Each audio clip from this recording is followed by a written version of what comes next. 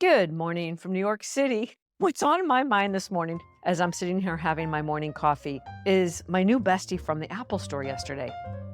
Oh my gosh, let me give you some background. I am a diehard Android and PC gal, and I made the executive decision to keep my new client in the Apple world. What does that mean? Tag, I'm it. I have to learn their systems. And so I've embarked on my foray into the whole Apple universe.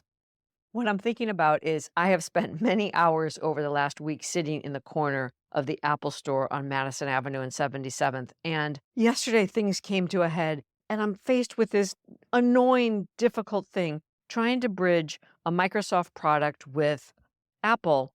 And it's something that no one was able to help me solve, not ChatGPT or Google or Microsoft or my previous jaunts to the Apple store. And I'm kicking myself that I can't remember this guy's name who helped me solve the problem.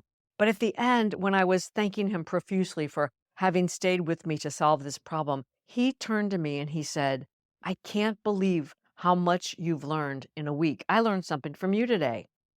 And and it's kind of funny because I was sitting here thinking to myself, and I've told this story before on the podcast.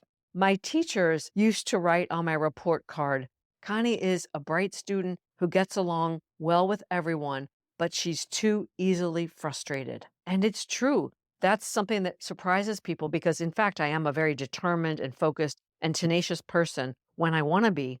Yet when I come across something that feels particularly challenging, I can tend to throw up my hands too easily. So I felt really grateful and proud of myself when the Apple guy acknowledged my tenacity.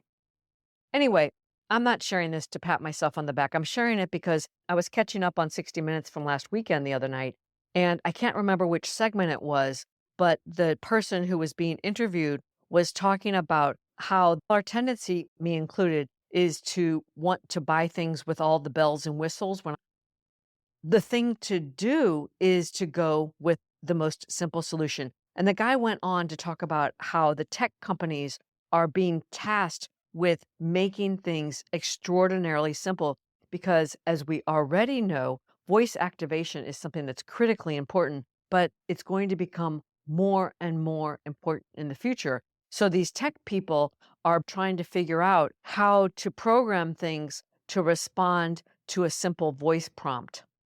And I think it's important to share because a lot of the Dear Constance listeners are quite near my own age range. I'm going to be 63 next week, by the way. And I want to encourage people not to throw their hands up. Now, given my circumstances that I've taken on this new client, I was basically forced to step up to the plate and to learn a new operating system. But once I got over the hump of getting started, the floodgates opened. This whole world opened up to me. And interestingly, another thing that's popping into my mind as I'm sitting here sharing this is I had breakfast this past week with a new buddy of mine, Michelle, who I met at MEA, the Modern Elder Academy. And she is a former HR executive from Meta, and her company is called Next Waves. And part of what her company does is they're dedicated to working with executives who are navigating what's next in their lives. But another part of her business is related to AI. And we were talking about resistance because in this other avenue she's pursuing in Next Waves, she has to speak with the CEOs of top companies. And of course, we all know that AI is the big buzzword, and the implications on business systems are immense. One of her products is what she's calling a 10-day sprint because the CEOs, while they don't need to become experts in AI, they need to really understand how it works because they need to make the decisions. But in order to do so, they need to do the work and do the 10-day sprint to understand the implications on budgeting, on resources, on supply chain, on organizational development, and of course, ultimately on the end product and their customer. If you'd like to learn more about my friend Michelle Evans, it's Next Waves.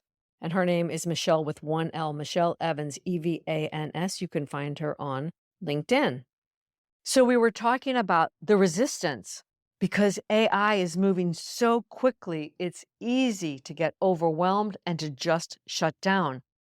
It's funny. One of the things that Michelle told me was that she actually met with an AI company and did a little survey and found out that like 85% of the employees in an AI company were not actually using the tool. And when she saw that data, she realized this is an incredible business opportunity.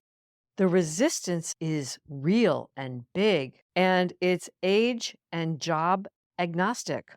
And there again, getting people over the resistance and the overwhelm and getting them to the start line is a huge business opportunity. And the reason I'm sharing all this is to encourage you, if you're feeling this resistance, not to give up. Your job is to get yourself to the start line and get some support. And remember that we're early in the game, and the people that know this stuff well are tasked with making it simple and user friendly. There are so many things that are going to be changing very, very quickly, and that ultimately will serve us very well as we age. So, yeah, all this to say, think twice before you throw up your hands. And remember that AI is, in large part for the end user, a lot about learning how to query, learning how to ask new questions, and how to refine your questions. And that's certainly something we can all learn. So here's to dropping resistance and opening our arms wide to all of the change that is ultimately going to simplify and bring greater ease into our lives as we age. So there you have it. That's all for today. Until next time, from my heart to yours.